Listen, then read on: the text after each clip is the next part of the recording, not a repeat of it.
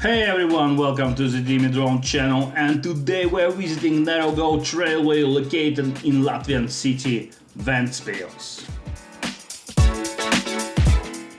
Let's start with a bit of history. During First World War, these railways were built by German army, and the line connected Ventspils with fishing villages on the sea coast. The total length of the railway line from museum to hill, constructed within the framework of the project, is 3 kilometers. The new railway line branches off from the circle line in the Seaside Park. A further line with a total length of 150 meters connecting the new hill line and circle line forms a triangle. This railway triangle facilitates the movement of trains in all directions, and it is used to turn around the steam locomotives. 2 station tracks, 2 locomotive depot tracks, and 1 no-through road were built at the station museum, located within the territory of the Seaside Open-Air Museum. Furthermore, a total of 4 railway switches were constructed. The new railway line winds its way through the area surrounded by dunes and forests and crosses some of the streets, where level crossing with optical and acoustical signals for motor vehicles have been constructed. The railway line, within its entire rail longitudinal profile, stretching from the Seaside Park to the station hill and crossing the trenches and embankments, goes into a small inclination.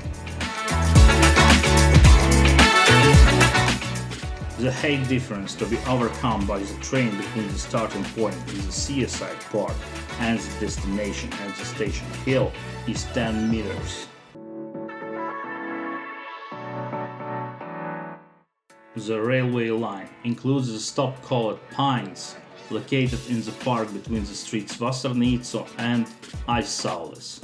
At the destination of the railway line, the station hill with 2 station tracks has been constructed.